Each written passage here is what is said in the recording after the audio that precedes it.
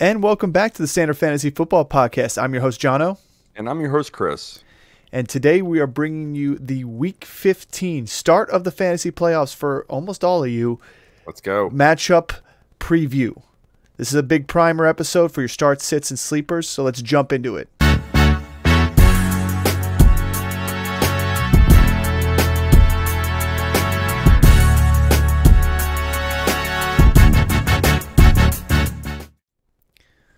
Okay, let's start off with the first matchup here that we got. We've got Bengals Vikings Saturday afternoon slate. 3 games this Saturday. Actually today, because the episode is just dropping this morning.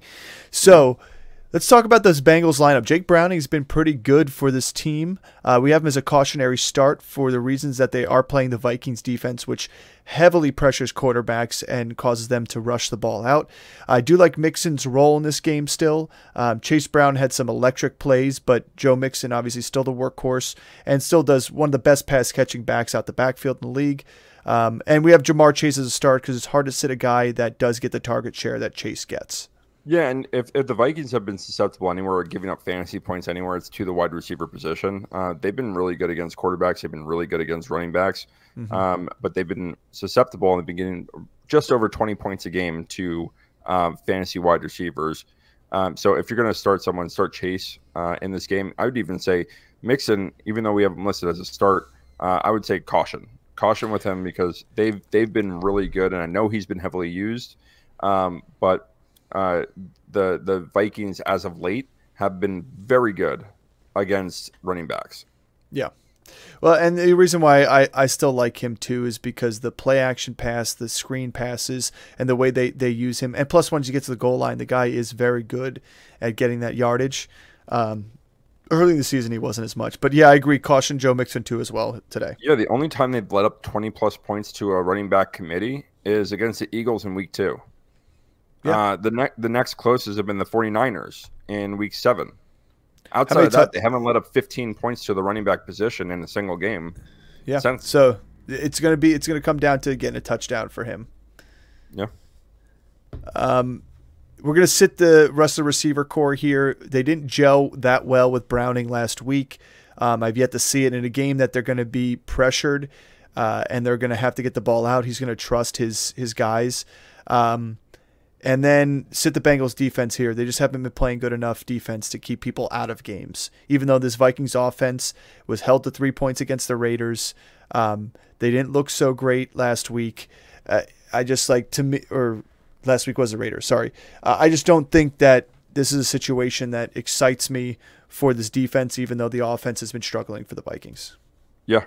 Yeah, I mean, we don't know what we're going to get from the Vikings, but what we do know is Justin Jefferson is going to play. Yes.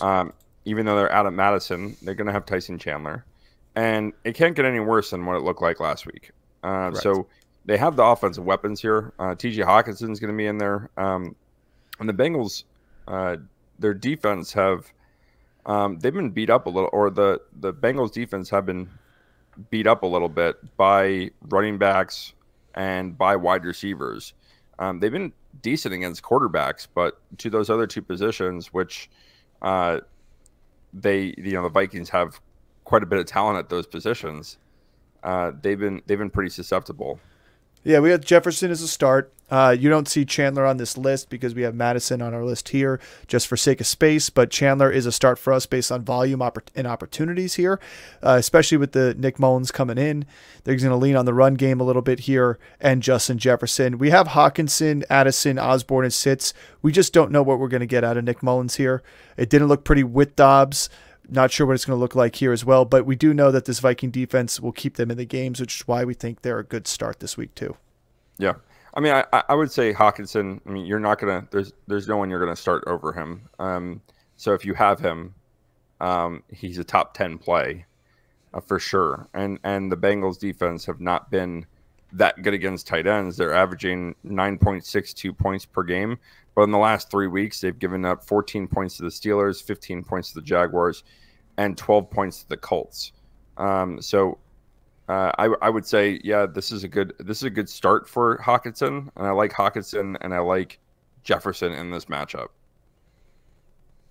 Yeah, I agree. I have Hawkinson as a sit here. I think I may have done that one wrong, so I apologize. But yeah, I think you're really going to start with your studs on who it is. Like we always say about these younger quarterbacks that come in, they lean on the tight ends, they lean on the running backs, and a star receiver.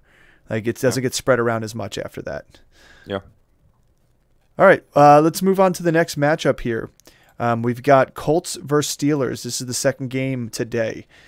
Gardner Minshew is a sleeper for us here. The guy's been able to sling the ball around pretty well. We have him as a sleeper because we do like Zach Moss here. And if Zach Moss is going to be taking some usage and points away, it could end up, limiting what Minshew does. Plus, the Steelers' defense is not that bad. They're susceptible to the pass here and there, but look what they did second half against Zappe after they kind of got their composure together a little bit. If they didn't have that bad first half against, or really the first couple drives against the Patriots, it's a different ball game. So Moss and Pittman are only real starts for this team. Is there anybody else you like here? I think that Downs is a sleeper in this game. To the wide receiver position, they've let up 20.31 fantasy points per game. And that was mostly early in the season, but they got shredded by the Niners. They got shredded by the Texans, shredded by the Rams, shredded by the Packers. In the last 3 weeks, they've been pretty good. The Bengals, Cardinals, and Patriots, they all held in check. And the Bengals was, the first game that Burrow got hurt in against the Steelers. So I think that they did pretty well with, backup coming in the middle of the game. The Cardinals they looked awful in that game. But then again, Connor did a lot of the bulk work, and McBride did a lot of the bulk work against them. The tight end position, they've been really good. The last 2 weeks, though, the Cardinals tight ends, Trey McBride, 18 points, and last week to Hunter Henry, 16 points. But those are the only 2 times they've been over 10 points on the dot. The entire season was in the last 2 weeks. So if you believe in trends, then the tight or the Kylan Grayson, if you're looking for a streaming tight end, Grayson might be a good option. Moelle Cox in for the touchdown, but it's really risky to play those guys in. Yeah, and I agree, and I think at those if you look at those teams too, they don't have premier receiving cores. Like the Cardinals, right, they lean on their tight end as kind of their wide receiver too. And then same thing goes for the Patriots. We know they really don't have those wide receivers. So here for the Colts, I think they lean on Pittman, which is why you're giving us a sleeper Downs. I think you could argue that Alec Pierce has as good of an opportunity too as this game too as well. Somebody else is going to be catching the ball for Minshew. But that's our starts and sits for the Colts. Let's talk a little bit more about the Steelers here, because this is a team that looked like they were off to a terrible start. Their home field booed Mitch Trubisky every time he had the ball and came back on the field. However, he was a over 20 point fantasy outing for him. He outscored Pat Mahomes last week. The running backs had a terrible time on the ground against a tough Patriots defense. And Deontay Johnson was the one guy who was able to find himself a touchdown there through the air. I kind of feel like this way, I don't know, the Mitch magic may continue. I just can't trust it, which is why he's a sit for me. But I can trust Najee and Warren at the 50-50 split, doing enough work against his Colts defense. And then Deontay Johnson, even though the Colts have been decent enough against the pass, part of it's because they're so bad against the run at times. The other part of it, to me, for Deontay is he's just the one guy that Mitch has trusted for the past 2 seasons he's been under center. So yeah, I mean the Steelers have been shredded by the running back position. They're averaging 21 points a game. In the last, you mean the Colts? The Colts. In the last 2 weeks, to the Titans running backs, they let up 32 fantasy points. To the Bengals running backs, 34 fantasy points. And those aren't the only times it's been 30 plus to the running back position. Yeah. They did that to, the Rams got 30 points and the Browns got 30 points against them. And the Saints were pretty darn close with 27 points. They've been absolutely shredded them by the running backs. So Najee, Warren, they're your go-tos in this game. I really like Warren a little bit more than Najee here, because if you look at the people who did well against them, especially early in the season, you had that Browns game was Nick Chubb, and then you had that big, 70-yard run to the 1 yard line for Ford when he came in for Chubb after that knee injury. Or that's against the Saints. I'm sorry, or Steelers, not the Colts. So you got me all screwed up here. Kareem Hunt Colts. and Jerome Ford both let up 15 points to each. And so, Kareem Hunt had 2 touchdowns that game. He also had a fumble. But Jerome Ford had a touchdown in that game. He had the 74-yard run, that big run where he kind of turned the field and went down to the 1 yard line. That was in that game. But Alvin Kamara has done really well against them, and then Derrick Henry, Joe Mixon, and Chase Brown last week both had 16+ points. Yep. So you can start both these guys. And what I like about Warren is if you look at the two things that the Bengals did well, if they take a playbook out of them, is those passes out the backfield, the screen passes and just the regular passes. They were just getting chunk yardage off of big time. I mean, that's what Chase Brown made his money last week off of. So I like that. And then I like Deontay Johnson because I know that there's still going to be opportunity for somebody. And I just think the rapport is with Mitch is with Deontay. But I'm going to caution everyone against. I know Pat Freiermuth is a hot commodity the last couple of weeks, but I would caution against that. The Colts have been outstanding against tight ends. Yeah, they have been. And so they haven't let up 10 plus fantasy points to a tight end all season. So I strongly caution against playing him. Yep. Let's move on to a team that's not so good against the tight end, but we're going to talk about their offense first. That's the Denver Broncos. Russell Wilson here and Javonte Williams are 2 starts for us. Javonte has had the stranglehold now on this backfield for a couple weeks, and he looked really good last week. It is a tougher matchup against the Lions running-wise, but the Lions also showed some weakness against the run as of recent. To me, Russell Wilson is a good start here, good against the pass. And then really the only receiver I have confidence in getting in the end zone is Courtland Sutton. He just seems to be a magnet for touchdowns as of late. And this Broncos defense is a good sleeper. I know the Lions offense has been a premier offense and a big scoring offense. But if you look what the Bears did last week and found ways to shut them down, I also think that the Denver Broncos' ability to stop the pass is going to make them lean on this run, which I do like for the Lions, but it's just going to be difficult, rough and tough game for them to try and score a ton of points. Yeah, I would agree with kind of your guys. I like Javonte Williams. I think as of late they have been weaker against the run. Russ is a sleeper for us, for me. But yeah, you're right. Courtland Sutton. It seems like every game he's just scoring a touchdown or having a big play. Against tight ends they've been pretty susceptible too. They've let up some big games to tight ends this season. So you could see Troutman. I don't love the passing volume that these Broncos have. Even the good games that Russell has had, he's had like under 250 yards. So yeah, you're right. And so you're relying on him to have 3+ touchdowns in this game. I don't love the tight end position here. I think there are better options than Troutman. But Dolchich is activated. Well, I don't know if he's activated. His window's been open for activation. Yeah, I don't think he's coming back for this game. I don't think so either. But the Courtland Sutton's the guy I want to play here.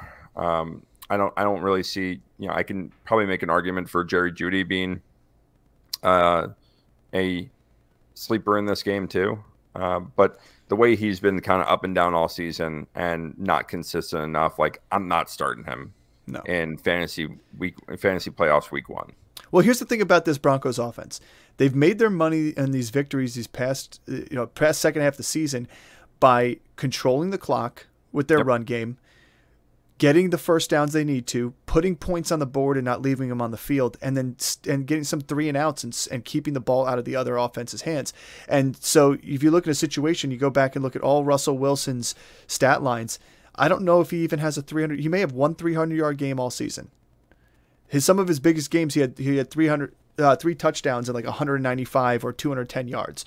And I think this is a situation you could see that happen. He can have 2 touchdowns, 3 touchdowns, and like a hair over 200 yards. And that's, to me, the reason why I like him as a start is his floor has been 18 to 20 points. And he's pretty much hitting it almost every single week.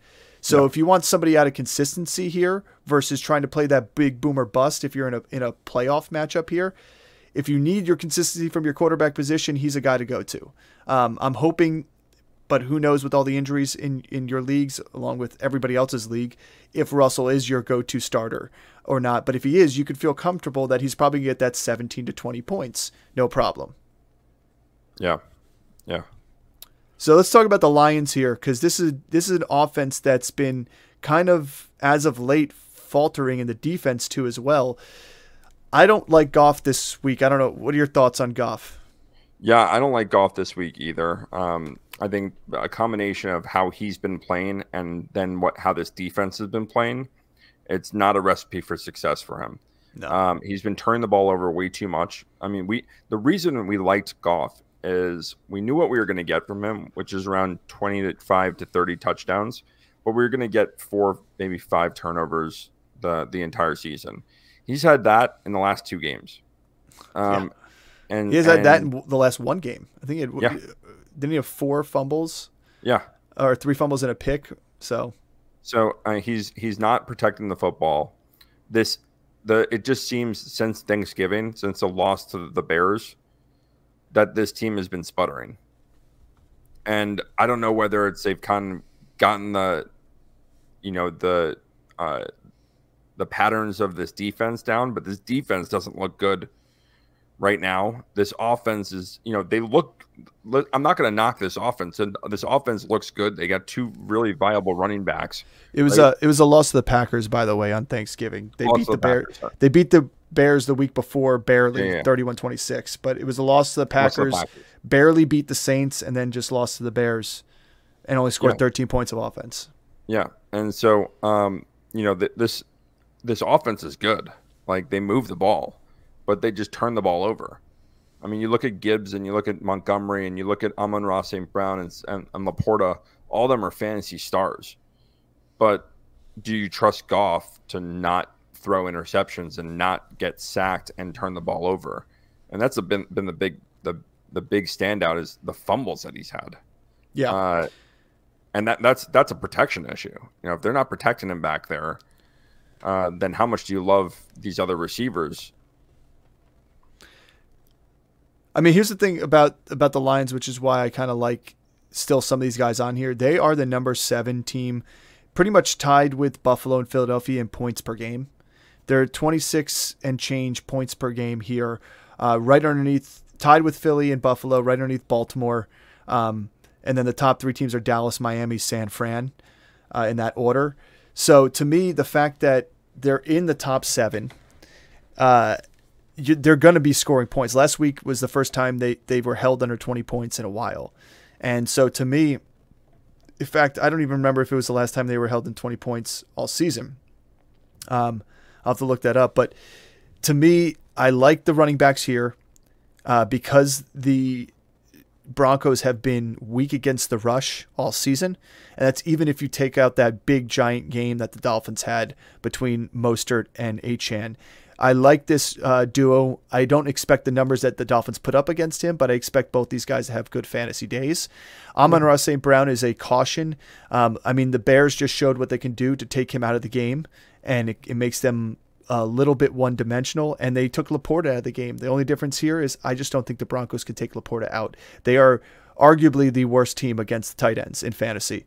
So I think your money's going to be made on your running backs and tight end, but it's hard to sit a guy like Amon-Ra, especially if it's going to be a close game. We know Goff likes to go to him.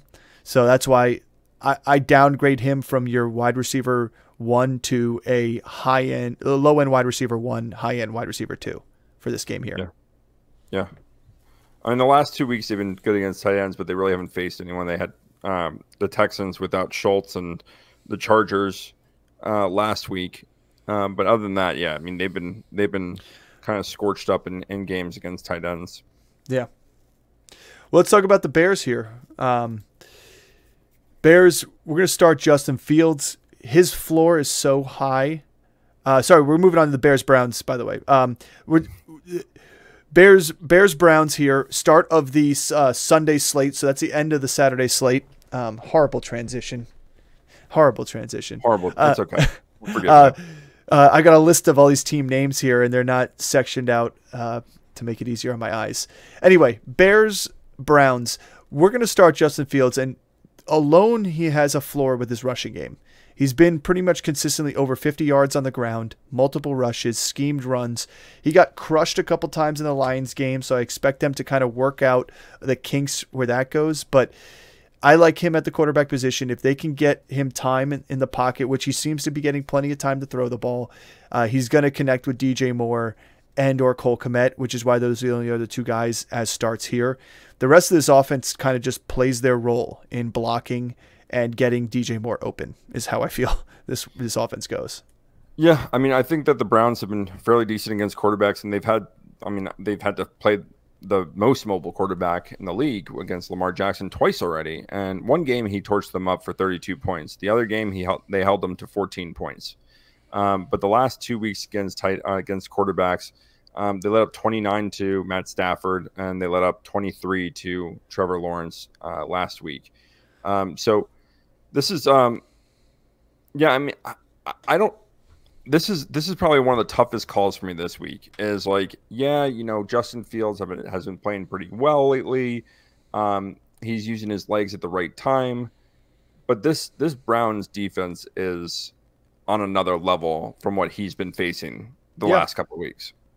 And so I don't know how much I love Justin Fields in this game.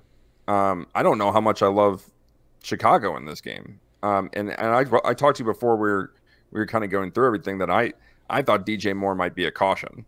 I could caution DJ Moore. I mean, if Fields does bad, DJ Moore is going to do bad. We've seen that. We've seen that before. But if you look at Justin Fields, and I'll look this up and get it back to you. Continue your talk about DJ Moore, but I'm going to give you a stat of DJ Moore with Justin Fields under center. Yeah, I mean, even Cole Kmet, I would have as a sit this week. They've let up 20 fantasy points to the Ravens tight ends and 20 fantasy points to the Jaguars tight ends. Here's the fantasy points from every other game. 1 against the Bengals, 0 against the Steelers, 0 against the Titans, 0 against the 49ers, 0 against the Colts, 3 for the Seahawks, 2 for the Cardinals, 4 for the Ravens, that's without Andrews, 1 to the Steelers, 6 to the Broncos, 3 to the Rams. They've had 2 games where they got exposed, and every other game have been held in check. And that's the entire tight end position. That's not one individual tight end. Yeah. Listen, there were some really good tight ends in that grouping. Now, Cardinals, let's take them away because that game was absolutely awful for them with Clayton Tune getting tuned up. Yeah. But, you know, they faced a lot of other good tight ends. And, you know, Sorry, we lost you for a sec. Give us, you were talking about against the 49ers. The 49ers, they had 1 catch for 1 yard. Yeah. And that's a team that utilizes their tight ends very, very well.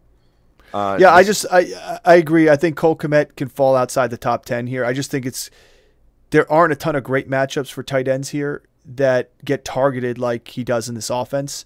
That's the hard part, is you got to make the distinction. Like, to me, this is one of those where, like, you know, we always say, you know, start your studs and get your guys in there. This is one of those matchups where you're just like, I don't know.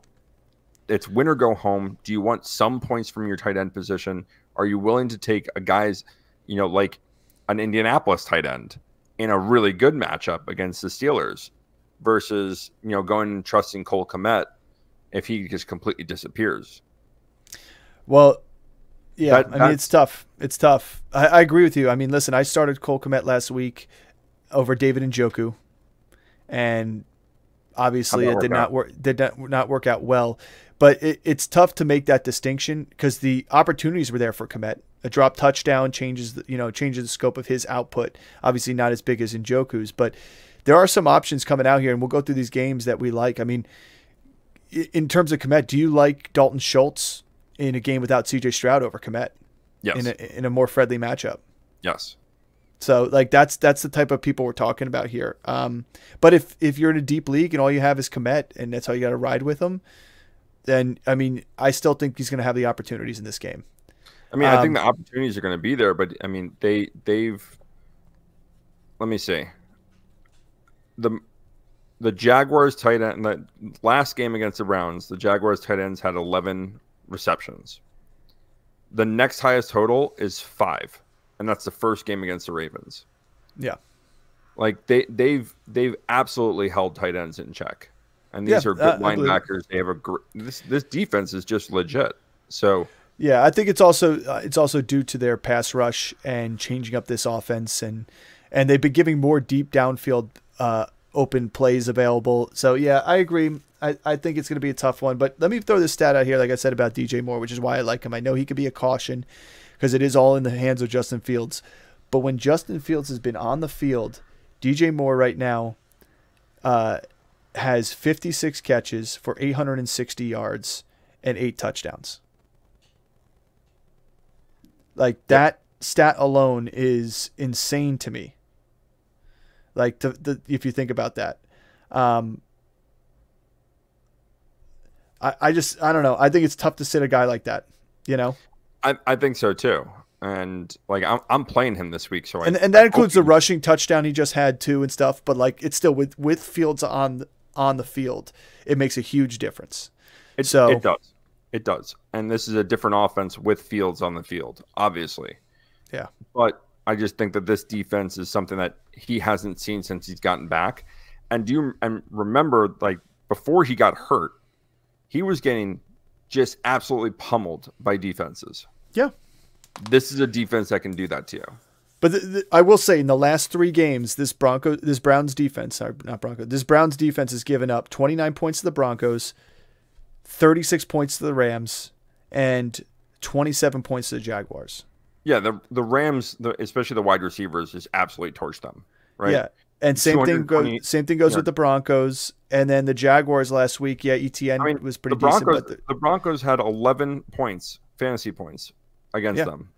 But then last week, Ingram had a fantastic game. I think this Bears offense is going to be successful, especially after this Lions game. I agree with you though that this defense could be tricky, and we don't want to talk anybody off of somebody if you're feeling high on Justin Fields, DJ Moore, and or Cole Kmet. But again, we always say temper your expectations when you're facing good defenses like this. Just like we're going to talk about the Dolphins versus the Jets. You know, you got to temper the expectations. Look what happened with Tyreek the last time they played against the Jets versus Waddle and versus the running game. So. Let's move on to the Browns here. We've spent enough time on the Bears. Let's talk about Cleveland themselves and Joe Flacco. We got a lot of green on here. Joe Flacco's a start for us. He's been pretty good. I know last week was tough for Goff, but Flacco, he's had to pick that first game. He's been a little bit better with the football. He's got a good downfield ball too as well, which is why we like Amari Cooper. But in terms of the running backs here in this game, we put cautions next to Kareem Hunt and Jerome Ford. That's not caution because they're injured. Jerome Ford's been cleared and Kareem Hunt's trending and playing. The problem is who's going to get the touchdown? They may both get a touchdown. It may be Jerome Ford this week. It could be Kareem Hunt this week. They both have shown the goal line carries. Jerome Ford has definitely been the guy out the backfield receiving wise, but it hasn't been there that much like it was with DTR in checkdowns or anything like that because Joe Flacco is definitely spreading the field more. So that's why we have cautions. And then David Njoku, it's hard to sit a guy after the performance he had last week and the target share he's had on this offense. He's pretty much been the wide receiver 2 in this offense while Amari Cooper's on the field. And then Chris was talking about the stout defense here. Are there any notes you want to talk about these guys here? No, Amari Cooper's good to go. I think he should be started in all leagues this week. I think he's a really good play. Especially against a team that like the Bears who give up a lot of points to wide receivers. They've been the last 2 weeks they've been pretty good against quarterbacks, but you had 4 turnovers from Goff last week. But the last 2 weeks I think they've given a total of 12 points up in the last 2 weeks to quarterbacks, but they've been giving up a lot of points to wide receivers. In those quarterback matchups, you had 11 points to the Vikings, 15 points to the Lions, and then the Lions game the week before they gave up 25 points. They're averaging 19 points a week to wide receivers, and so Flacco's not gonna not going to pepper the ball around to a bunch of different people. He's going to really target one or two guys and just chuck the ball downfield. Veteran to veteran. Veteran to veteran. So I really like Cooper in this game. And for the running backs, I would say, yeah, we have cautions on them, but like you should feel pretty confident. I'm starting them. If you're starting them, because both these guys, I mean, we saw against the Lions in both games that both Montgomery and Gibbs had good games against them. So I feel confident starting both these guys in a team that wants to run the ball. Yeah, where they're a big time run first offense in comparison to other teams. Yep. I do agree. It's just tough because I got to look it up, but I think there's only been 2 games this season that the both of them have been playing together where they both scored a touchdown in the same game. Yeah. So that's the tough part for me. This past week, obviously the Lions, like we said, Gibbs ended up having 66 on the ground as well as Montgomery did. Both of them were 10 carries, 11 carries, and they both had 3 catches for 16 and 19. So the touchdown went to Gibbs. That's kind of the situation you're looking at here is who's going to get that touchdown. Yeah. So let's talk about the Jets Dolphins. I'll let you highlight your team here. We have I'll run through our starts and sits, and you could talk about them briefly. We got Zach Wilson as a sleeper here. He showed up big this past week. It was the AFC Player of the Week? He was. Yeah. Offensive Player of the Week. Offensive Player of the Week. And then you've got Breece Hall as a start because he looked good this past week as well. Garrett Wilson, he's just going to continuously get peppered. Tyler Conklin's a sleeper because he's a bit of good safety blanket for Zach Wilson when he's been in there, and he's a solid pass catcher and blocker, so he's on the field often. And the Jets defense is playing the Dolphins, who are banged up, and so I like them more this week than I liked them even on the first matchup they had. Yeah, so we talked I'll talk about that when we get to the Dolphins, but actually when we get to the defense. But with the Jets, Zach Wilson looked good last week. If they give Zach, and this is what I've been saying all season, if they give Zach Wilson time, he can make every throw that an NFL quarterback needs to make. He has the arm talent to be in this league. He has the decision making to be in this league. But when he's under pressure is where he struggles. When he's under pressure every single down, he struggles. You saw last week, they got him into a rhythm. Hackett finally called a really, really good game. And against a good defense, this Titans defense was really good coming into this game. And they held them in check. And they weren't beat up or injured on the secondary. Will Anderson got hurt in the game, but he was in for a majority of the game. What I'll say about Breece Hall is when Zach Wilson plays well, Breece is usually having a good day in the receiving game. And you saw last week, in order for Breece to be really successful, they need to get him involved. He had 8 receptions last week, had a touchdown through the air. They kept the pressure off of the running backs.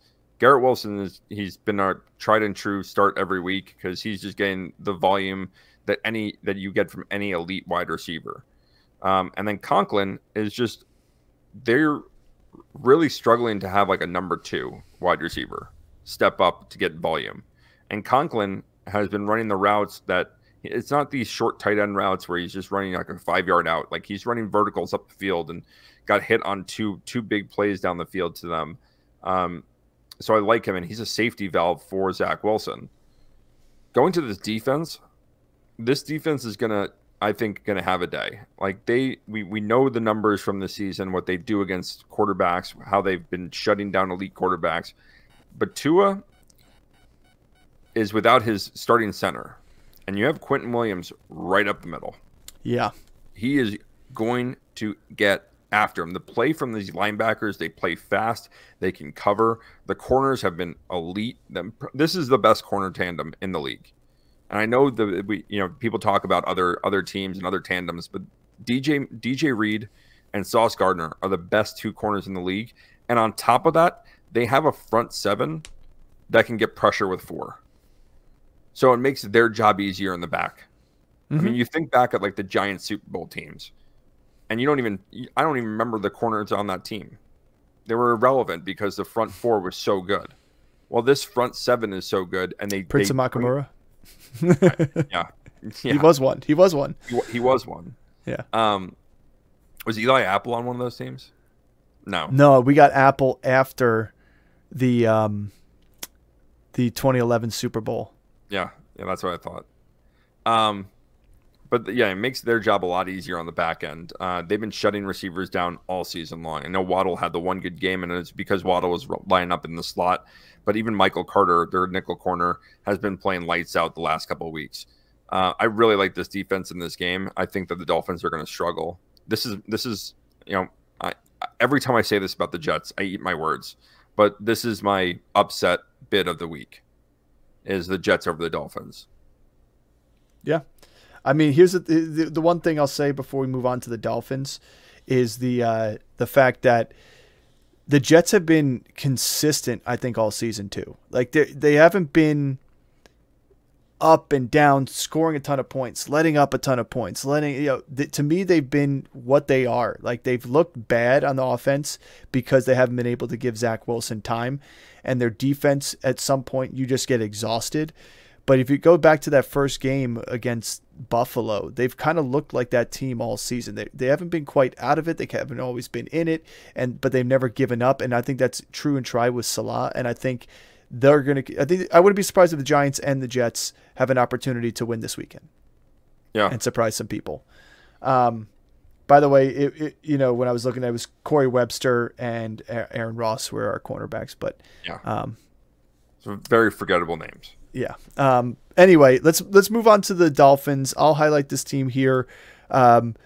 Big thing for the Dolphins here is we have cautions on the two wide receivers.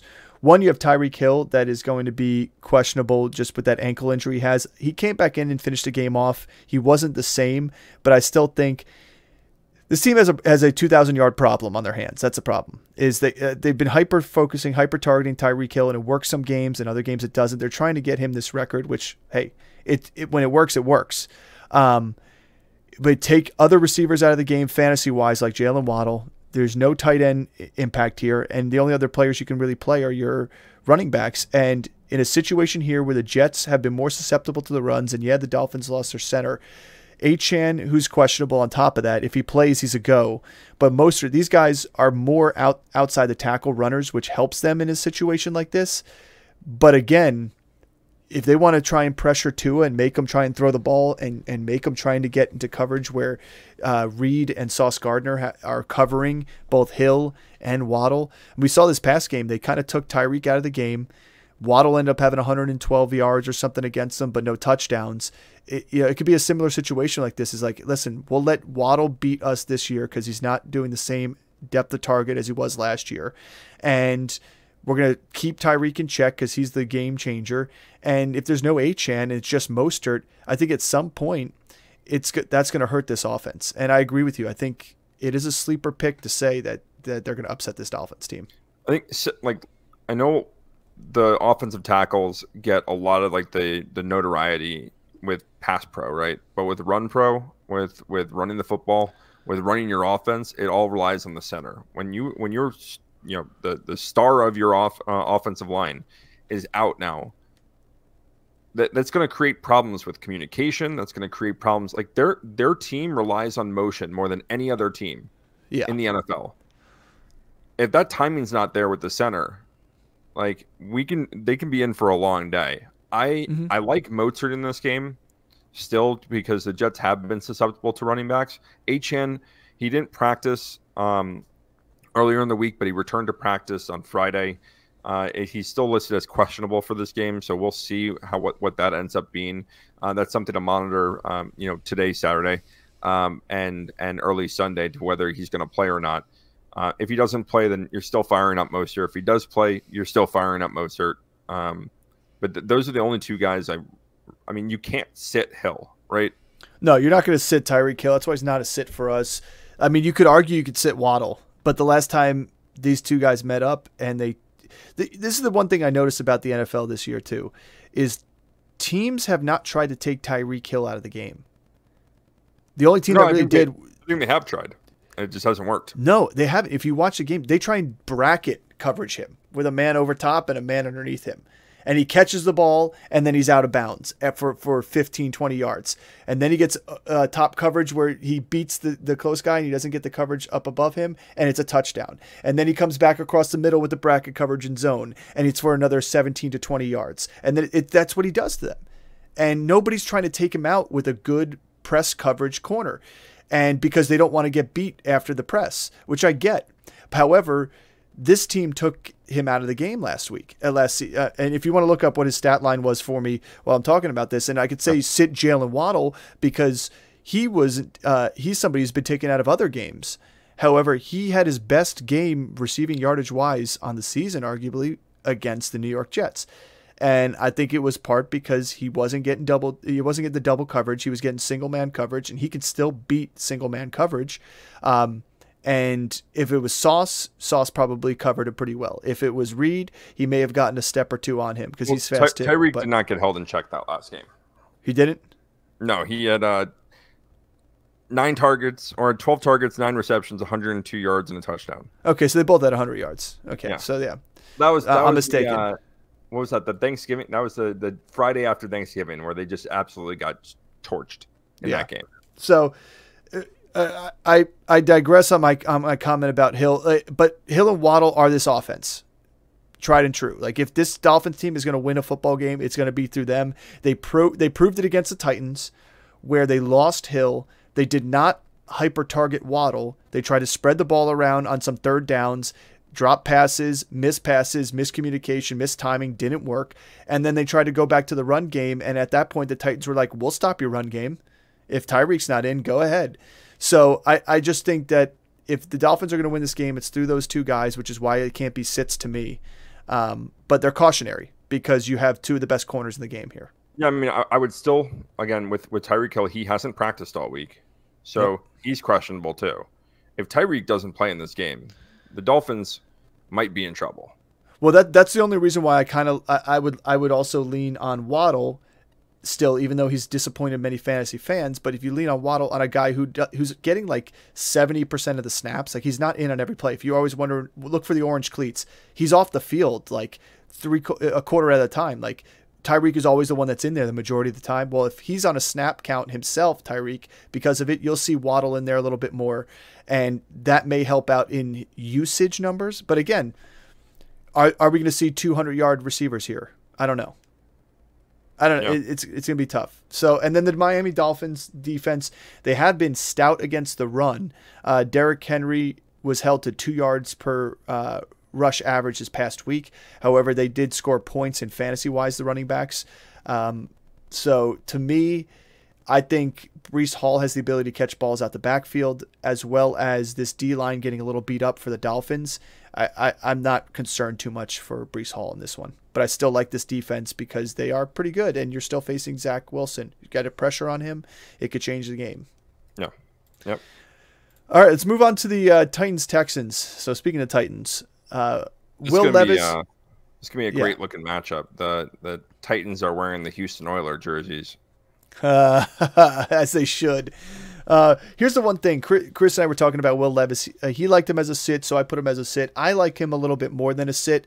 He showed some poise at the end of the game last week and made some tough throws, and he's going to do what he did this past week against the victory against the Dolphins, and that was hyper target D-Hop. I mean, we like D-Hop. We like the running backs in this game against the Texans too as well, in both Derrick Henry and Spears, because Spears is used out the backfield and was used really well this past game.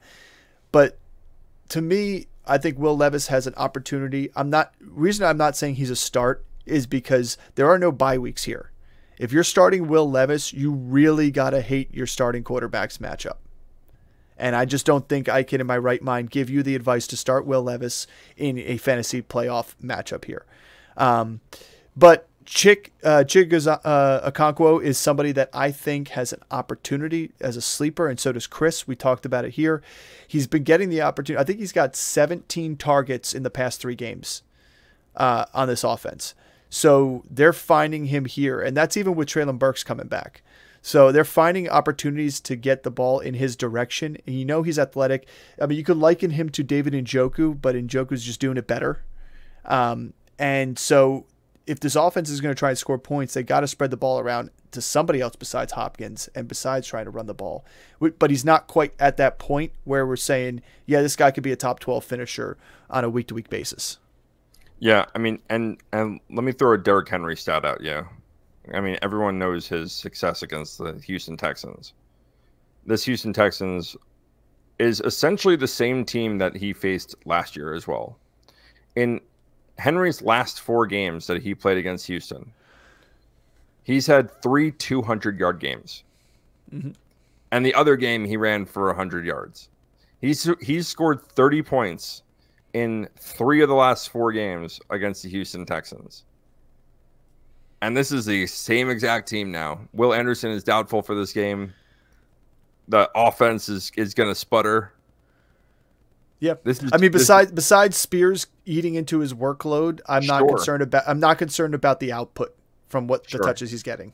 Yeah. So I mean, yeah, based on that, I mean, like, yeah, both Spears and Henry we like. I'm not expecting him to run for 200 yards. I'm not saying he's going to run for 200 yards, but I'm saying like this Titans offense has the Houston Texans number. Yep. And that number is 200. 200 years old. That's how long he's going to be playing in the league.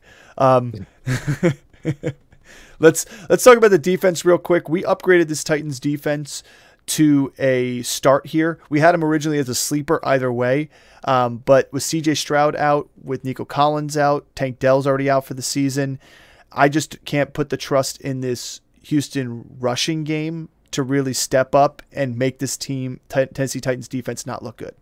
So they're a start for here. Let's move on to the Texans offense. And speaking of those running backs, obviously Stroud's a sit. He's not there. We're not going to play Davis Mills. Davis Mills. I almost said David Sills. Davis Mills. The Giants are in my mind. Davis Mills. We're not going to play Dameon Pierce. He's can't be trusted. Singletary's it's worth taking a risk on in a flex opportunity here, in a flex position. Based on the matchup, I don't love the running part of it, but him out at the backfield is going to be used often with Davis Mills, which I do like. And then we have Dalton Schultz as a start here because, like we always say, you know, the quarterbacks coming in off the bench like their tight ends, and he's a veteran tight end that finds ways to get open.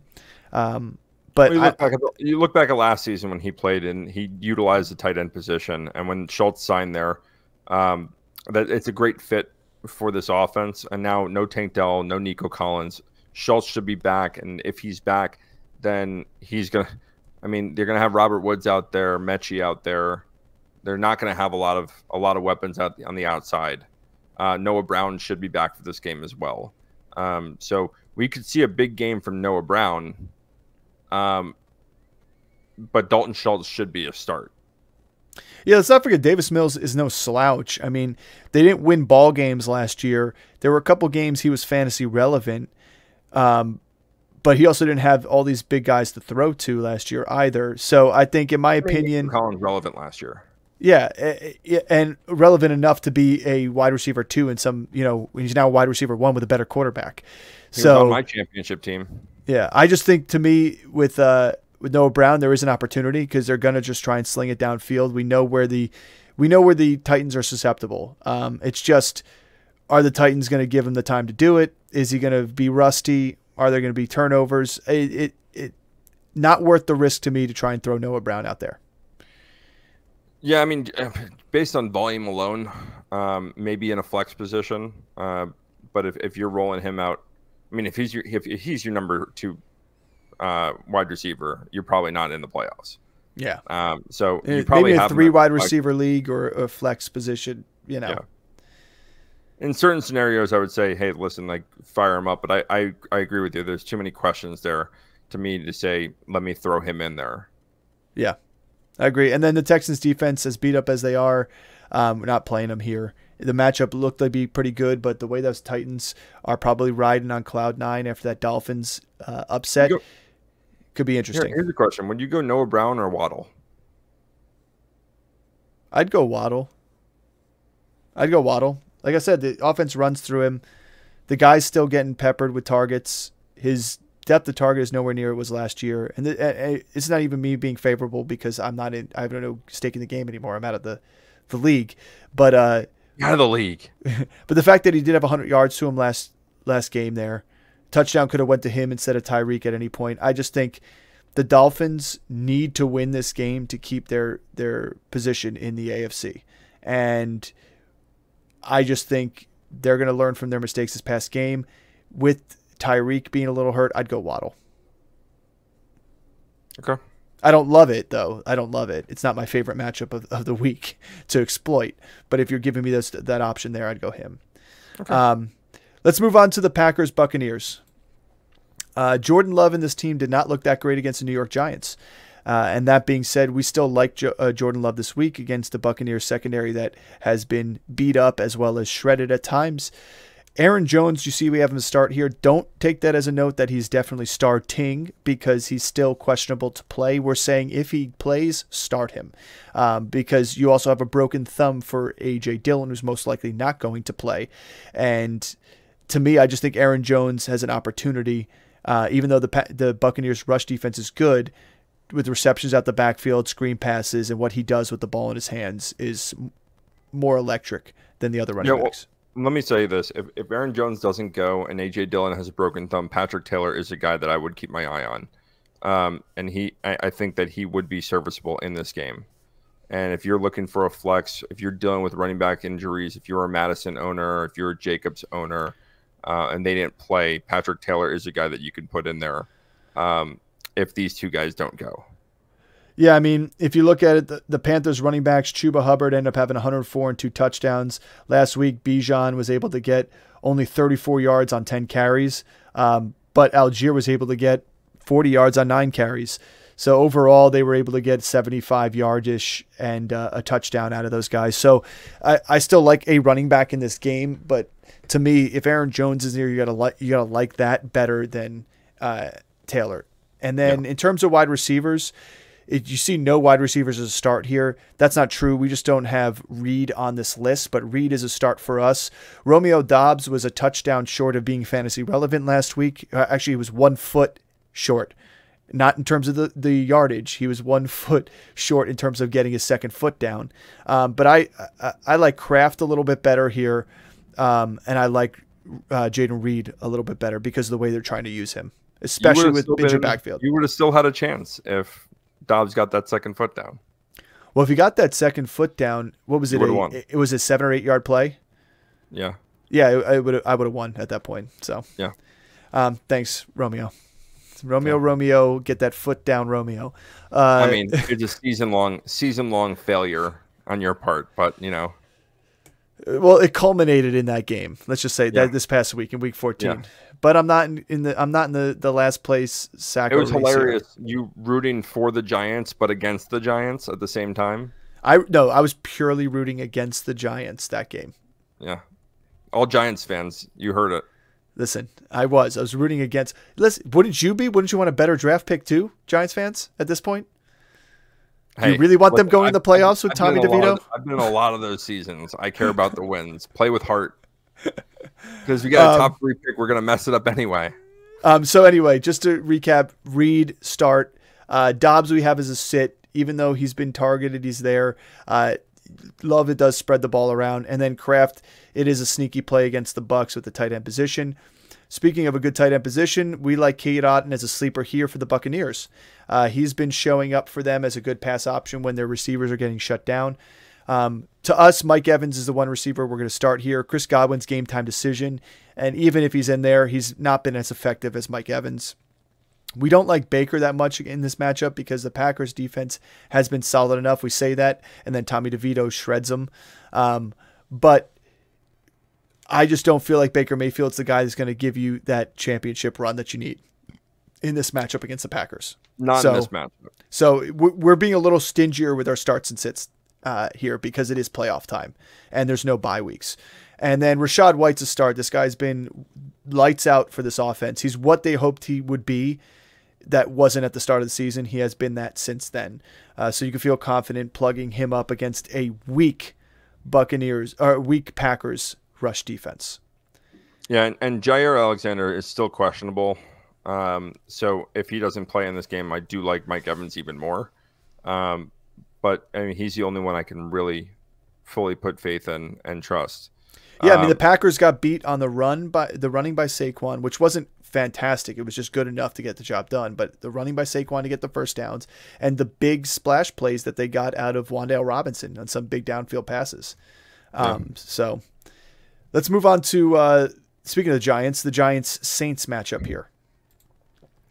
We have Tommy DeVito as a sleeper. NFC Offensive Player of the Week is a sleeper pick for us here, along with Wan'Dale Robinson. Those two guys look pretty good together and in sync this past week. So I expect that to continue. And obviously, before this, Saquon has been the only startable player on this offense. Well, that has changed. I'm not saying DeVito is somebody you should start, but it is somebody that if you have in a one quarterback league and all the injuries out there, like I would much rather have Tommy DeVito than I would have Easton Stick last night. That's for sure. Obviously, everybody would have wanted Aiden O'Connell to start off their playoffs, but who could have saw that coming? But like grabbing a guy on an offense that no one had Aiden O'Connell at the start. Someone did somewhere. I mean, it's inevitable that somebody did. But especially in two quarterback leagues, throwing Tommy DeVito out there is a good opportunity as a secondary one if there's nobody else left. And so Wan'Dale is the one receiver that we like here. Obviously, Jalen Hyatt and the young guys are getting the volume now than the older guys.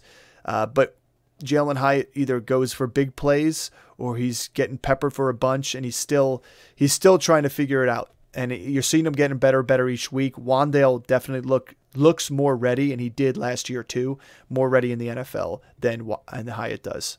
Yeah, for sure. I mean, he's a much better route runner. And DeVito likes him. Yeah. So let's not forget too, he was a running back at one point, and then goes to Kentucky and becomes a 1,500-yard receiver. So yeah, I think he's fast, he's quick, good route runner. I like it. It's a sneaky play to grab him now, even if you don't play him this week, and you have a bad wide receiver 2 matchup, or bad, I should say, not wide receiver 2, flex matchup moving forward. There's a chance Wan'Dale could help you out in a pinch. Yeah. Talk about the Saints for me here. Derek Carr has been exactly what I told everybody he would be preseason. We have him as mediocre at his fantasy quarterback. We have him as a cautionary start here. We have Olave here. Before I let you talk, Olave is a start. He is doubtful to play, but if he does play, we like him because of just how hyper-targeted Derek Carr gets with him. Yeah, so, I mean, the guys I like in this game are Kamara and Taysom Hill. And those are the two guys that you're going to start on this offense. Taysom Hill's coming back healthy. He should be a lot more involved with everything, not just running the football, not just catching. They've used him as more of a traditional tight end this year, which has seen his production and his numbers go up. And the Giants just, listen, they had a good game last week. They had, 3 turnovers in that game, which Jordan Love doesn't do very often. I know. Derek Carr does like to do that. But if you look on the other side, defensively, the Giants weren't really efficient against the run. And Kamara and Jamal Williams and Taysom Hill should have themselves some nice open holes against this Giants defense. Well, here's my question to you. Who scores more fantasy points? Taysom Hill or Derek Carr? Taysom Hill. So would you play Taysom Hill in your quarterback position if your league lets you? Are we giving this advice to someone? No, we're not. He doesn't listen to the podcast. You know that already. Yeah. I would listen. I would not. I would not start Taysom Hill in my quarterback position. I would not start Taysom Hill as my quarterback, especially in six-point touchdown leagues. I would want to start. If you could start him in your tight end position, I'd rather do that. You know what I mean? You get the boosted points there, tight end, and then go and get a quarterback that can go and get me 18 to 20 points. Well, what if you're Justin? What if you're a Justin Herbert and Taysom Hill owner, and there's like slop left out there? Are you going Tommy DeVito? Yeah, Tommy DeVito. I mean, Minshew. I know we have him as a sit. Flacco. Like there's people out there. Jake Browning. Some of these backups can throw up points, right? They're in good matchups. They have weapons around them. Hell, like Nick Mullins. Like, he's not a rookie. Like, he's been in the league. Yeah. I should have bring that up because we have a guy in our league that is in that situation. He has no backup quarterback. He has Carr and Taysom Hill, and we do allow him to go into the quarterback position because Sleeper does allow it. So he's like, I could always throw Taysom Hill in the quarterback position. I was like, that's a ballsy move on your first round of playoffs. Not he always could. He has threatened that he is going to beat me using Taysom Hill as his quarterback. And I said I welcomed it. I was like, if you're going to do that, go ahead. Like, I bring it on. Yeah. But he also has Tyreek Hill, Devon A-Chain. He has a lot of Chris Olave. Question marks. All question marks. Let's keep rolling here. That's our advice here for the Saints. The Saints defense has usually been pretty good, but I'm going to say sit them here just because we'll see how this offense does and how the Giants offense performs too.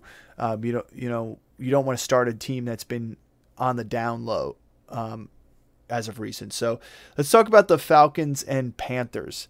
A divisional battle here that the Falcons, I think, are the better team of the two here. And then by the way, there's 100% chance of rain tomorrow for this, or on Sunday for this game. For this game. So we love the running backs. We love Bijan. We love Tyler Algier. We also have Drake London as a cautionary start. If you have somebody better to play over him in your wide receiver 2 slot, I'd suggest it because I just don't know how effective he's going to be with the weather and against a pretty decent Panthers defense against quarterback positions. They have been given up to the wide receivers, but in a messy game, who knows what it could be. And then we're going to start the Falcons defense because you're starting anybody against the Panthers. There's only been a couple games that the Panthers have been effective against, and that's mostly been in the run game with Chuba Hubbard. Right. Yeah, I mean, this is a game where you just like your running backs. It's going to be sloppy. Yeah, we'll talk real quick. I mean, Chuba's the only starter we have here for the Panthers. Obviously, Miles Sanders had decent output this past week, but not good enough for me to bump him above Chuba. Yeah. You're not starting anybody else on the Panthers, especially in a messy game. It's been a rough first season for Bryce Young. Hey, we saw that, though, with Trevor Lawrence. So I'm hoping the future's bright for this guy. So if you have him in a keeper league, don't feel like you've got to drop him and he's going to suck next year.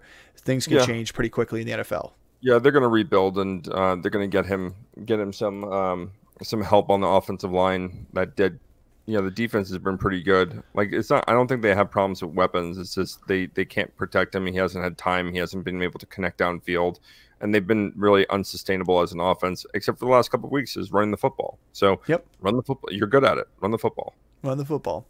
Let's talk about a team that is missing their good running the football player in their running back Isaiah Pacheco. The Kansas City Chiefs are on a difficult path right now, in a position they haven't been in quite some time. And with their backs against the wall, they're playing the Patriots, who, are not a great team offensively.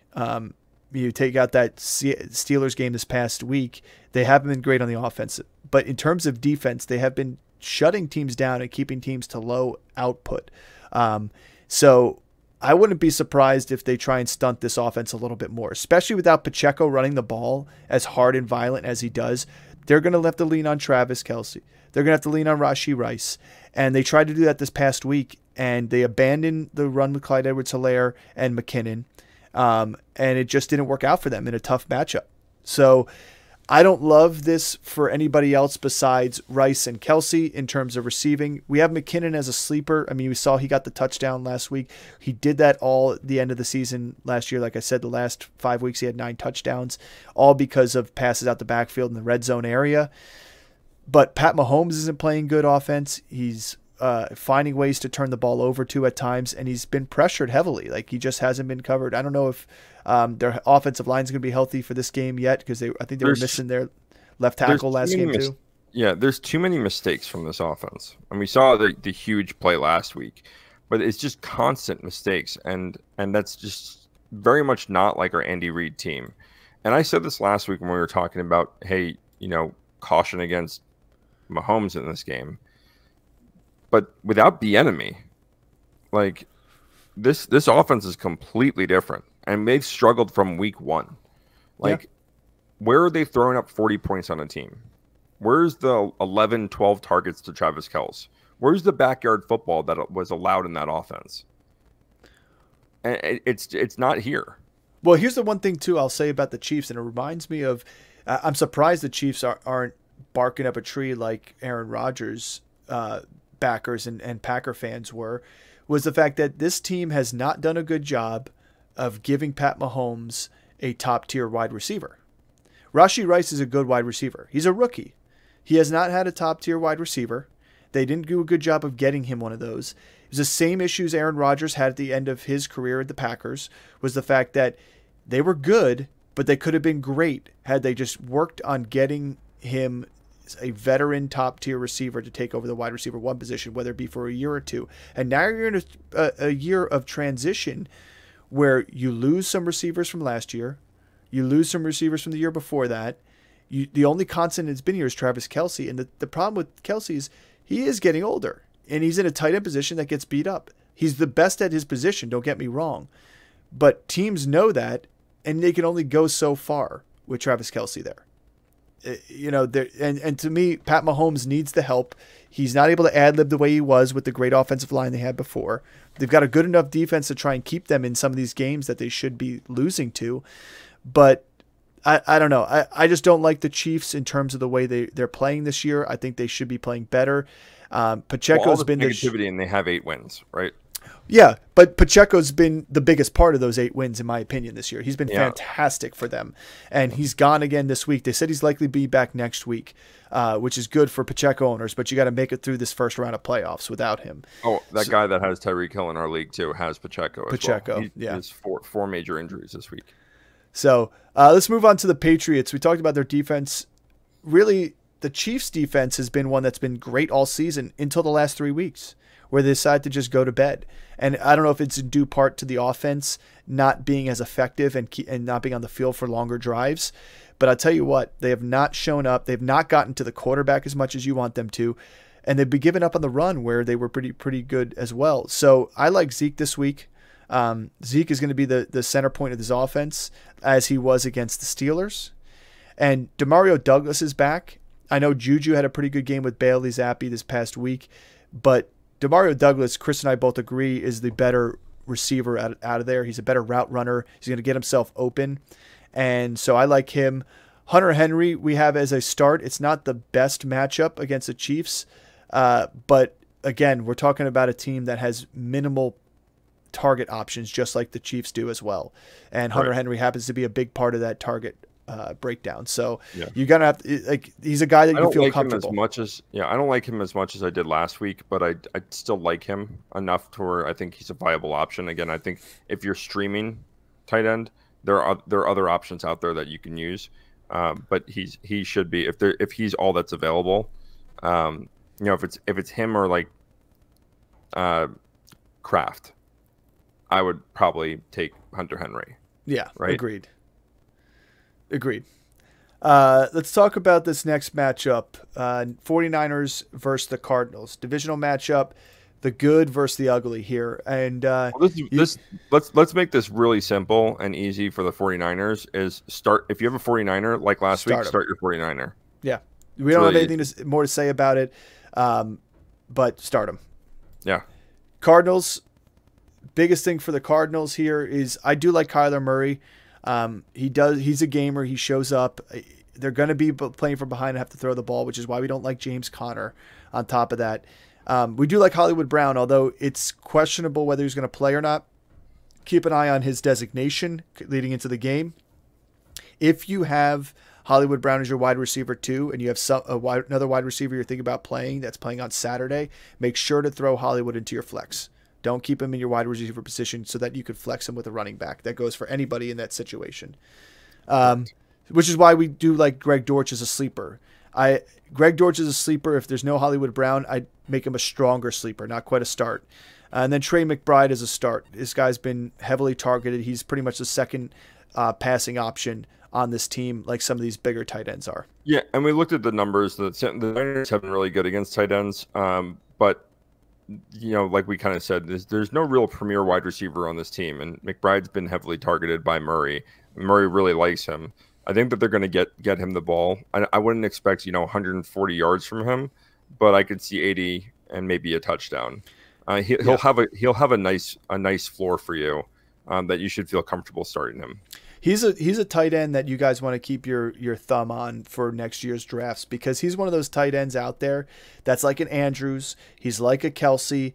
He's like a Hawkinson. These guys can go into a bad tight end matchup and still come out fantasy relevant on a week-to-week basis, where you don't have to think about streaming somebody else every week because of the volume that they get and the athleticism they have. Yeah, it's the beauty of Dalton Kincaid if he wasn't there with Dawson Knox. It's the beauty of some of these other guys. Now, that being said, too, Brock Bowers from Georgia is coming into the NFL draft this year. He could be going somewhere. That's another one that could be similar to a Trey McBride, with this just good, freakish athleticism at the tight end position. Yeah.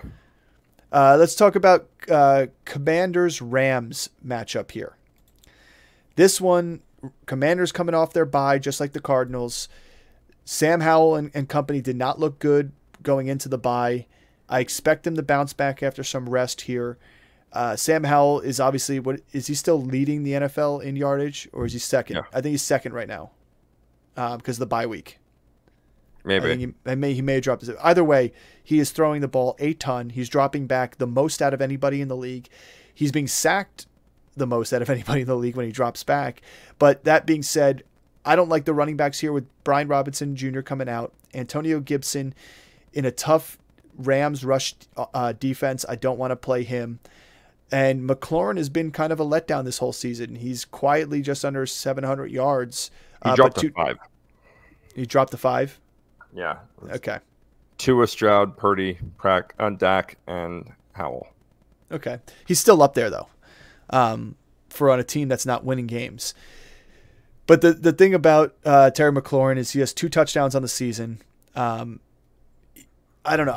I'd rather play Jahan Dotson and Curtis Samuel as my starts if I'm going to start one of these guys. And both those guys are flex plays for me. They're not necessarily going to be big plays, because I do like Logan Thomas as a streamable starting tight end this week. He's a low-end tight end 1, in my opinion, for this game here. What are your thoughts on McLaurin versus these other receivers? Yeah, I mean, this has been he's been really a big disappointment for where you drafted him. I mean, Dotson, we've seen Dotson have big games. We've seen Curtis Samuel have big games. We really haven't seen the huge big game from McLaurin. He hasn't had a 100-yard game. Samuel has had one. Dotson's had one. He has not had one yet. Yeah. For a guy who's number 5 in the league in passing. Yeah, so I don't like McLaurin in this matchup. If you have McLaurin, or if you are choosing between McLaurin and one of these other 2 guys, I would choose the other 2 guys over McLaurin this week. Here's the one thing, too, I will say about Antonio Gibson. We have him as a sit. If you're a Brian Robinson Jr. owner and you grabbed Gibson as a handcuff in case injury, and the injury is still bad, and there's nobody out there, he, to me, is like a running back, a low-end RB2 flex play, because he's going to get used in the passing game. And they've been effective out the backfield. Yes, but I don't love it. The Rams have been very good against running backs. Against the run, too. Just against running backs. And so I'm not sure how much, again, volume play. And we talked about this with Rodriguez. He's going to get some touches in this. And I know everyone's saying, fire him up. Robinson's officially out for this game. But they've been good against the, I'll pull up the numbers right now. I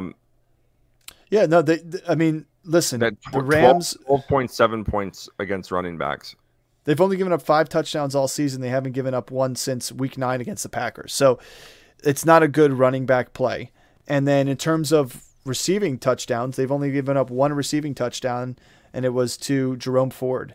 And they've been pretty good. And it was on a 23-yard play at the beginning, first drive of the game. That's it. Or 33-yard play against first drive of the game. So that's why we have him as a sit.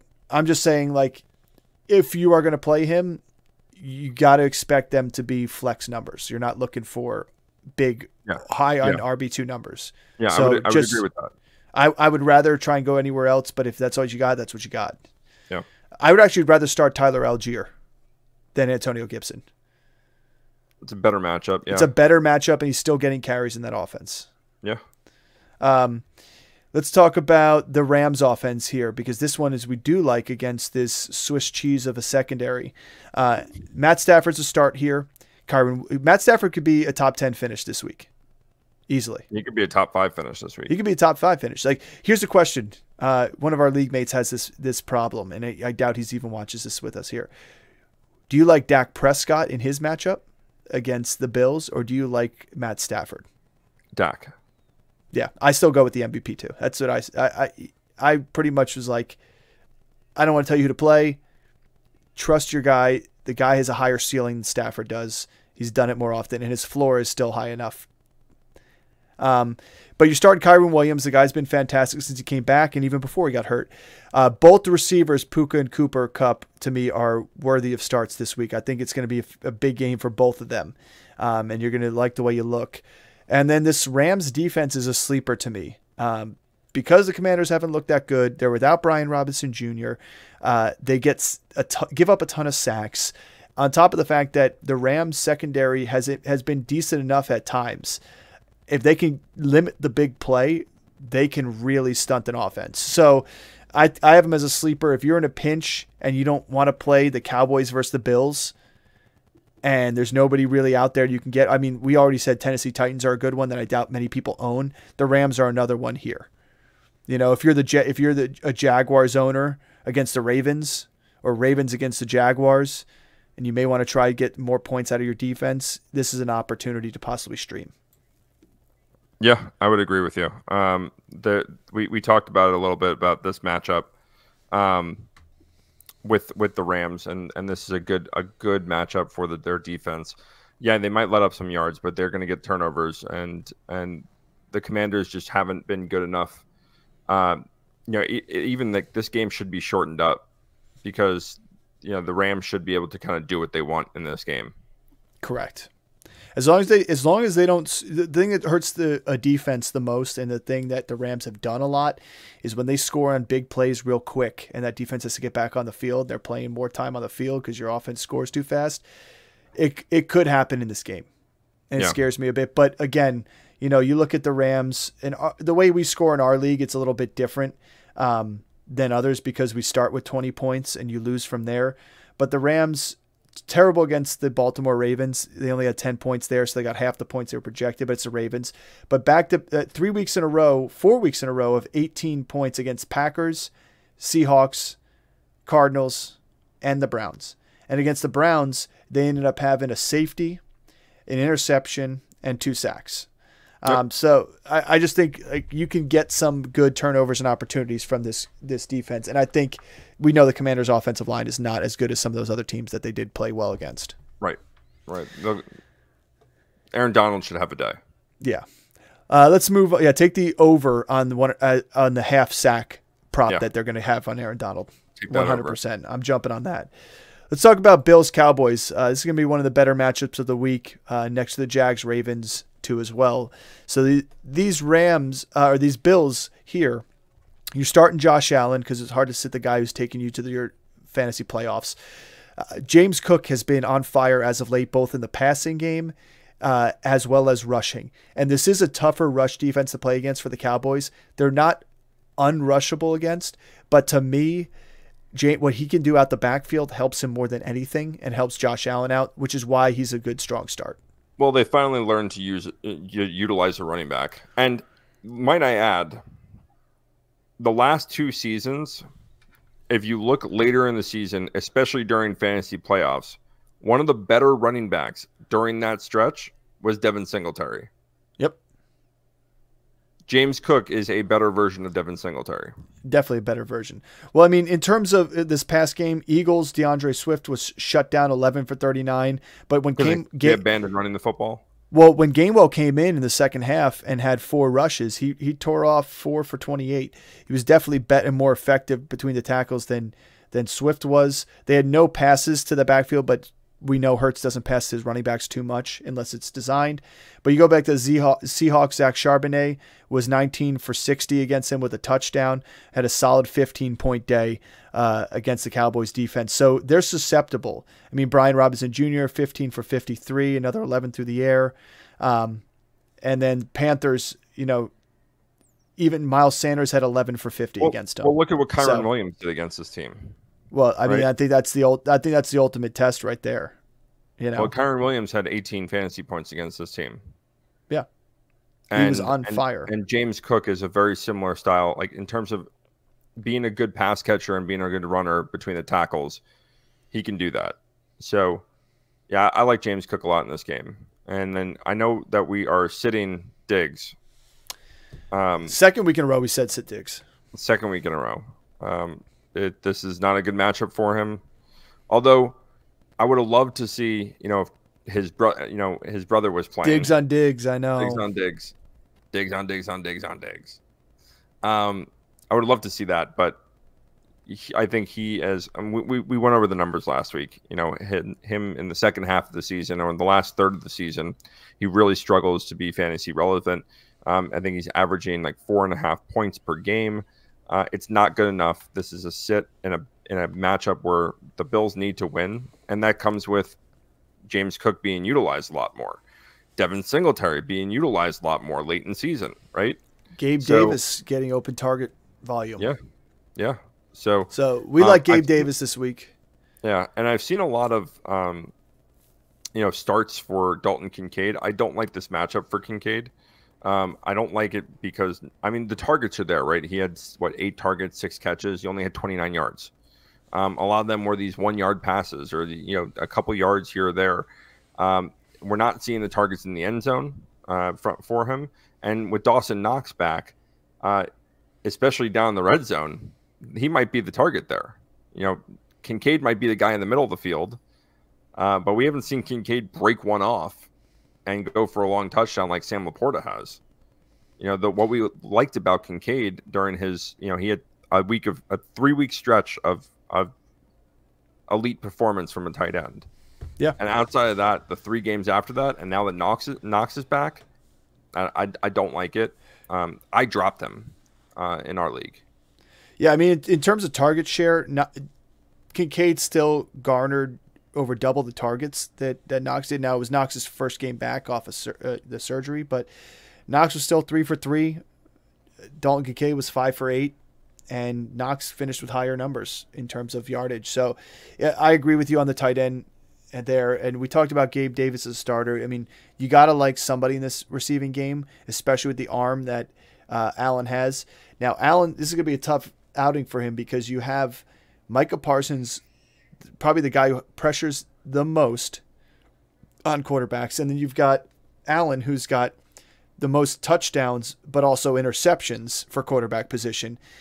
And you got a defense that's big time takeaway and touchdown scoring defenses. And again, you got Bills with their back against the wall, and you got Cowboys who really don't want to lose this game, and they want to keep the top of the NFC and get this home field advantage. Second, but top of the NFC East. And they have a chance to get themselves, doubtful the fact that the Niners are playing who they're playing, but they have a chance to keep winning ball games and give themselves a chance for a home field advantage. But I don't know. This is gonna be a fun game to watch. I don't have an inkling on who's gonna win this game. It's gonna be definitely tighter, or as tight as the Chiefs game, but I think higher scoring. Yeah. Let's talk about the Cowboys offense, who's reeling with the leading MVP candidate in Dak Prescott. It's similar to the Niners. The only difference is we're cautioning Brandon Cooks and cautioning this defense. But if you've got a Cowboy, start them. They've been so good. They've been scoring a ton of points week-to-week basis. You got to love it. To me, Tony Pollard, we had him in a caution last week. He looked much better, and this is a better matchup for running backs than it was last week. So I do like him against the Bills here. It was unfortunate because, like I said, the Chiefs had something in the run game last week that they abandoned completely. And part of it was due to the fact that they got down on the Bills early on and had to. But I think the Cowboys are going to go to the run game. Dak Prescott's going to get the guys he needs. Jake Ferguson's a very viable tight end here as well. And the Dallas Cowboys, like I said, against a guy who's leading the league in interceptions, is a good defense to still play. Just caution that they may not be the guys you want them to be because it could be a higher scoring game. It could be a back and forth game here. Yeah, and then outside of CeeDee Lamb, who you're obviously starting, I really like Michael Gallup in this game. I think he's been utilized on deep passes down the field. I mean, Cooks should have gotten in for a touchdown last week as well. He was tackled at the 1 yard line. And then out of bounds on another one, barely. Yeah. But I really like Gallup in this game over Cooks. And Cooks is dealing with an injury as well. I'd agree. I could agree with you on that one. Well, enough of these two guys. Let's see what happens on the field here. Let's talk about another good matchup between the Jaguars and Ravens. Trevor Lawrence. Yes, Sunday night matchup. We got primetime Sunday night and primetime Monday night. Not a doubleheader this week because we got Saturday. Saturday primetime. Trevor Lawrence seems to be fine from that ankle injury that looked nasty. His coach likened it to the fact that he is a very flexible guy, which I could see that.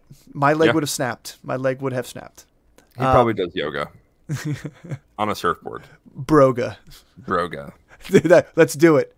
Let's start it. Broga. Yoga for dudes. Yoga for bros. Yoga for bros. So we're starting Lawrence, starting ETN. ETN's off the injury report. He's good to go. Calvin Ridley, we're going to give him the nod this game here. I think this is a get-right game for him after a tough matchup. I think he's going to do well. Zay Jones had been peppered by Lawrence, and it just wasn't getting the job done. I think Ridley will take over here again.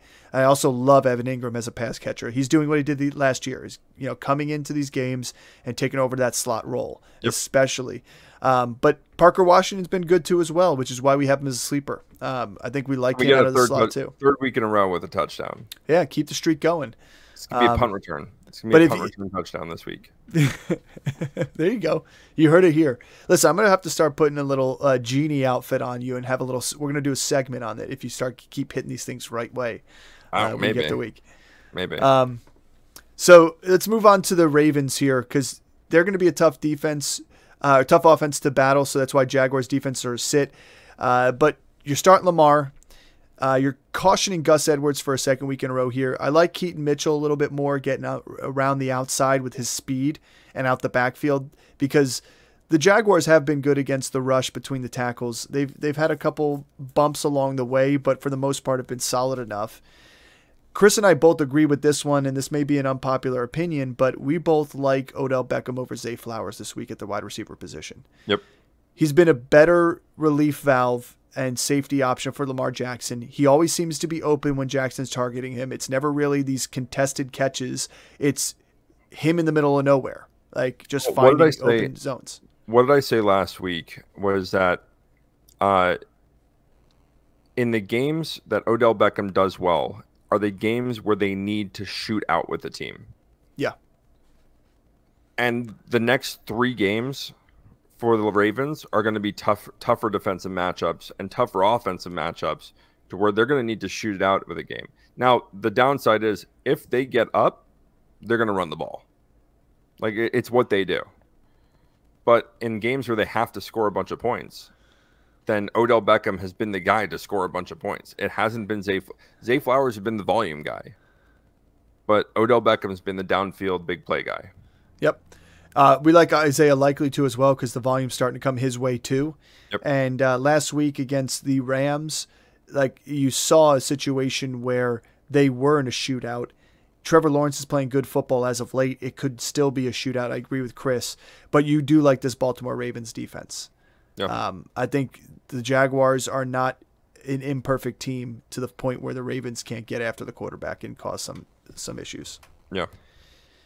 All right, let's go to the final game. Monday night. Ah, Seahawks, Eagles. Battle of the Birds. Yeah, another Battle of the Birds. I should have looked that up. How many times did we look it up at the beginning of the season? How many times the Birds battle each other this season? I think there were 6 matchups between bird teams. Bird on bird. And we know we get the Seahawks Cardinals twice a year, right? Twice a year. Yep. Yeah. Well, we like Geno here because the Eagles defense can't take on the passes. And Geno seems to be healthy enough and good to go. He's looking better. In terms of the running backs, I don't trust him against the Eagles defense. I think the Eagles are going to come back with a vengeance here this week. It's going to be kind of ugly for the running backs. But I love DK Metcalf. He's going to be tough to cover and tough to beat. And then I actually don't like Lockett. I like JSN over Lockett here. I don't know. What are your thoughts on that? Yeah, I agree. I think JSN, like, I know Lockett had the big play at the end of the game, which kind of made his fantasy day a little bit better. But JSN's been a guy that they've been trying to get more involved. And this is what we said in the beginning of the season, that it was going to be a slow start for JSN. He is still the number 3 there, but they're starting to scheme him the ball a little bit more. And it's coming into it the last couple of weeks where he's now really commanding some target share. But DK Metcalf's been on absolute tear. I don't know whether he's playing for something. It's just the he wants to showcase the sign language after every touchdown. But he's been on tear the last couple of weeks. So continue to fire him up. Yep. He got ejected last week, didn't he? Yeah. There's no repercussion for it? No. That's the only question I was going to have with him. But, yeah, no, I love these guys here. You're not playing the Seahawks defense. I don't care. You're crazy if you are, because I think the Eagles are going to come out trying to blow the doors open on this one, which is why in this Eagles offense, we like Hurts, we like Swift, AJ, and Smith. You got to just go your tried and true. If you look at it, like I said, in terms of running backs, they don't pass to him out the backfield, so you want the guy who gets the volume. I think it's going to be DeAndre Swift again here in a get-right game for him. I think, too, Dallas Goedert is going to be the odd man out like it was at the beginning of the season. When they were running the ball well and then passing the ball well to their 2 guys, Goddard was the odd man out. And I think it's going to be another repeat of that here. I do, too. They're going to kick the Seahawks out of the playoffs or drop them down at least again with some other matchups that people need to win. But it's going to be a fun race in the NFC. I'll tell you that. Yeah, it will. And the NFC is stacked up top with a lot of good teams. Exactly. There's crap in there too, but a lot of mediocre. Like the entire South, but one of them's going to make it. One of them has to make it. Yeah, exactly. Doesn't make them not crap. But it's not like, I mean, the fact that the Giants aren't completely eliminated out of the playoffs. They have as many wins as the Falcons, don't they? Yeah. They're in the hunt. Yeah. All right, well, that's the end of our episode 15 playoff weekend for fantasy football. Win your weeks. That's what we As say always, don't forget to like and subscribe. Hit that notification button so you get all the updates as we do here. We have shorts that are coming here. We just dropped one earlier about our favorite offenses that we like to target here. That's including the wide receiver 2s and running back 2s in these ones, or running backs 1As and Bs. However, don't forget, if you have a situation where you don't know what you're going to do and you're in a pinch, message us. Send us a comment. Tell us your thoughts. Follow us on our Instagram page. Yep, we'd be happy to get back to you right away. We got plenty of people that DM us and ask for advice, and we'll go back and forth for them day after day to help with their teams. We try to give you the best opportunity to win your championships. Yeah. As always, thanks for tuning in. We'll see you next time.